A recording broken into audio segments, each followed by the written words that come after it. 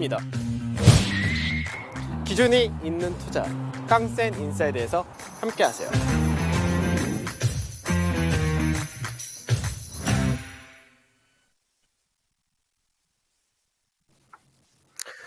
네, 안녕하십니까. 깡센 인사이드 강재훈입니다. 오늘 또 하락입니다. 하루하루 퐁당퐁당도 아니고 급등 나왔다가 또 급락 나왔다가 이게 반복되고 있는데, 수요일날 한번 급등 나오고 어제는 소폭 하락, 오늘은 다시금 1%대 급락이 나오는 그런 흐름을 보여줍니다. 우선은 이제 시장에서 아무래도 투자 심리란 부분이 현재는 가장 문제가 된다, 이렇게도 봐야 될 것 같은데, 우선 오늘 수급적인 부분에서가 오늘 외인들이 현재 매수를 안 해주고 있습니다. 그러니까 외인들의 매수가 없는 상태에서 오늘 미선물의 등락에 따라서 굉장히 시장에서 민감하게 이 부분을 따라다닌다, 이렇게 되는 상태인데, 아무래도 이제 외국인들이 오늘은 선물 쪽에서도 매도를 좀 많이 합니다. 그래서 외국인들의 선물 매도가 종가 기준으로 할 때가 이제 18,800개 전후가 최대치였었는데, 현재는 장중에 이 부분은 살짝 넘어가 있는 상태이고, 베이시스가 앞전에 마이너스 0.4% 정도, 이 정도 갔었을 때가 프로그램 매도가 또 한번 나왔었는데, 지금 베이시스가 개선되던 부분에서 다시금 약세 띄면서 여기에 따른 추가적인 프로그램 역시 나온다 됩니다. 그래서 현재는 금융 투자 중심의 프로그램이 기관에서 나오는 거고, 외인들이 오늘 매수가 현재 들어온 쪽은 여전히 들어오긴 하는데, 대부분이 현재는 매도를 하고 있기 때문에 그런 부분이 현재 지수에서의 전체적인 하락이 나온다, 이렇게 봐야 되죠. 물론 이제 시장에서 전장용 센서 종목이라든지 자율주행이라든지 이런 종목군들 일부 강세가 나온다 되죠. 그래서 어느 정도는 이제 보통 우리가 이제 실적이 좋다, 그리고 이제 저평가다 얘기할 수 있는 쪽이 자동차라든지 LG 인노텍이라든지 LG전자 전장 쪽, 그리고 조선도 오늘 소폭 이제 시장보다는 강세 띄운다 정도, 이렇게 되고 있는데, 문제는 시장에서 가치주와 성장주 많이 구분을 해야 된다라는 말씀드리죠. 그러면 오늘 같은 경우 어떻게 되냐, 이거 구분 지으셔야 되는 게, 계속해서 요 근래 저점이 못 나오고 하락하는 종목들, 제가 앞전에도 거래량을 잘 보셔야 된다, 이 말씀을 자주 드리는데, 반등이 나올 때는 바닥을 쳤느냐 안 쳤느냐는 바닥권에서 거래량이 확연하게 들어와야지 바닥을 쳤다라고 얘기를 하는 것이고요. 반대로 최근 들어서 강세를 띄우는 종목군들도 오늘 일부 조정이 나타난다는데, 이 경우는 조정 시 나타날 때는 거래량 자체가 작아야 됩니다. 그래서 지금 현재 성장주를 중심으로 하락하느냐, 가치를 중심으로 하락하느냐, 이런 부분이 아니라, 오늘은 시장에서 외국인들의 매수라는 부분이 작기 때문에 성장인 것 가치고 같이 빠진다 될 때, 여기서 역시 마찬가지로 거래대금이 작은, 거래량이 작은 상태의 조정이냐, 늘어나는 조정이냐, 역시 중요하다, 이렇게 보셔야 되겠죠. 그 다음에 시장에서 왜 나스닥 선물에 대한 민감도가 굉장히 높으냐라는 부분이죠. 사실 이제 어제 미증시가 기술주 중심의 나스닥이 크게 빠지기도 했었습니다. 그래서 미증시 자체가 다우지수라든지 이쪽은 양호한 편이고, 사실 또 해외 증시를 보게 되면 유럽 증시 같은 경우 여전히 연중 고가 라인 근처에서 계속해서 버티고 있습니다. 그 차이는 자주 말씀드렸듯이 시장에서 이제 실적, 그리고 경기 중심, 그쪽에 대한 포지션이 많은 쪽과 그렇지 않은 쪽의 차이가 되는 건데, 결국 이제 미국의 나스닥이라는 쪽은 거의 대부분이 실적도 좋은 기업들이 굉장히 많지만 워낙에 성장 쪽에 대한 무게를 많이 두다 보니까 그게 문제가 되는 거죠. 그러면 현재 나스닥 100 지수, 선물 지수를 기준으로 볼 때 지금 어떤 자리냐면, 지금 어저께 하락을 하면서 주간 기준으로서는 지금 딱 이 자리대가 2020년입니다. 2020년 하반기 이때부터 쭉 올라오던 상승 추세를 이탈하는 자리대, 현재 요 위치에 와 있습니다. 사실 이 차트를 더 길게 늘리면은 2018년도 저점부터 현재 위치하고도 똑같이 됩니다.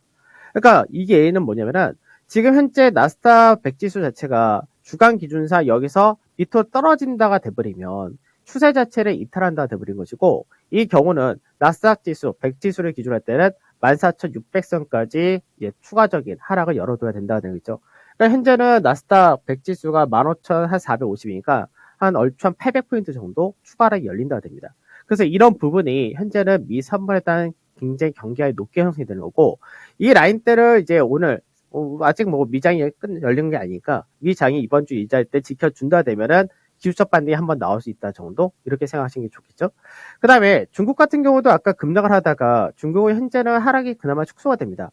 그러니까 중국 증시도 이 안에 가치가 있고 성장이 있는데, 중국 증시도 사실 성장주가 좀 많이 비싼 상태가 되어 있습니다. 그래서 중국 증시에서도 최근 들어서 성장주다라고 하는 쪽에서가 이제 차익실이 좀 떨어지는 모습인데, 그렇다더라도 차이는 뭐냐면, 나스닥 같은 경우 주간 기준으로 보게 되면은 이제 하락 시에 거래가 좀 많은 케이스죠.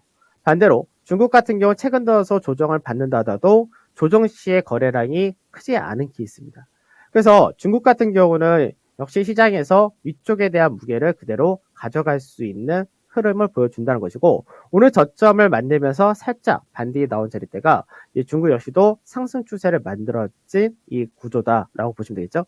그러면 국내 증시를 잠깐 보게 되면은, 국내 증시에서는 이제 코스닥 쪽이 아무래도 이제 많이 우리 개인 투자자분들이 이쪽에 대한 기대치도 많았었고 성장 중심이 이쪽이다 보니까 여기서가 좀 관건이 되는 그런 케이스입니다. 그러면 여기가 지금 어떻게 되냐면 마찬가지죠. 미국의 이제 10월달 나스닥 100 지수가 꾸준히 상승했듯이 국내 코스닥 지수 같은 경우도 이 추세 라인대를 그대로 지키면서 왔었다 됩니다. 그래서 현재는 이 구간대를 지켜낼 수 있느냐, 요 위치에서 왔다 갔다 하는 거죠. 그래서 이번 주가 중요한 가격대가 여기가 970이 되는데 970선을 중심으로 해서 현재는 왔다 갔다 현재 지켜지려는 그런 흐름을 보여준다 됩니다. 문제는 나중에 이 자리에 깨지게 될 경우는 그때는 코스닥 역시도 추가적인 하락폭을 약 940선 최소 이란 때까지는 열어둬야 된다는 거고, 아무래도 오늘 금요일이죠. 거기다가 추가적으로 이제 몇몇 개 종목들 같은 경우는 신용담보 부족 사태가 발생될 수 있는 여건이 만들어졌기 때문에 그런 부분에서가 이제 오후장에 선물 쪽에서 반등이 좀 나와주면 괜찮은데, 그렇지 못하다면은 시장에서 오후장도 추가적인 하락을 한 번 더 볼 수 있다까지는 열어두셔야 될 것 같습니다.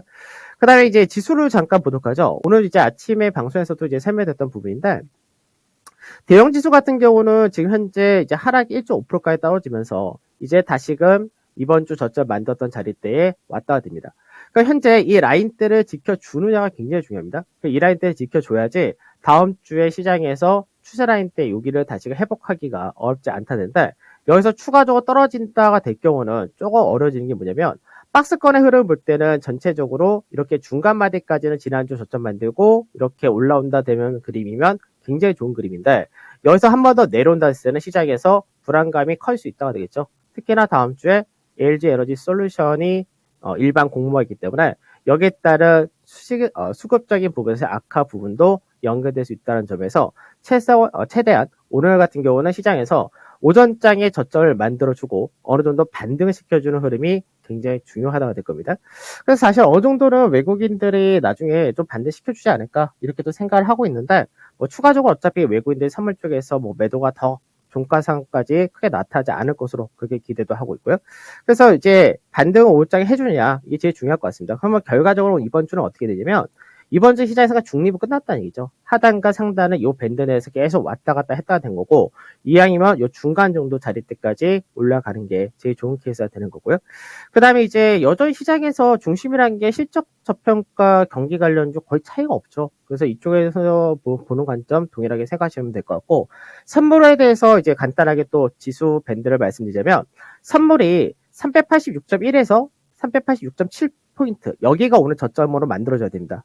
그래서 지금 현재를 보니까 386.25포인트를 찍고 나서 지금 다시금 살짝 반등이 나오는 그런 모습인데, 그래서 오늘 이 부분이 저점이 맞았다가 되면은 오후장에는 추가적인 반등을 살짝 기대할 수 있다 정도 이렇게 될 건데, 반등이 나온다 해가지고 아주 가파른 반등이 쉽게 나올 수는 없을 것 같습니다. 그래서 반등이 나온다면 오늘 한 388에서 389포인트 정도, 요 정도를 회복해 줄 수 있다 정도 보시면 될 것 같고, 그 다음에 아까 제가 외국인들의 선물 매도가 종가 기준으로는 앞전에도 장중 기준으로 할 때는 누적 33,000개까지도 나왔었는데, 이게 종가 기준으로는 28,800개 최대치 대비해서, 그러니까 이제 종가 기준으로는 5,300계약 정도 미만으로 축소된 게 중요하다 정도.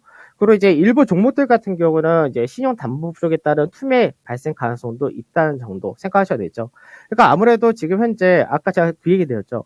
시장에서 그동안 상승하다가 순고록성 조정에 거래량이 실린 거냐, 아니면 시장에서 아직까지 하락 거래량 계속해서 실린 거냐, 구분 확실히 지어주셔야 됩니다.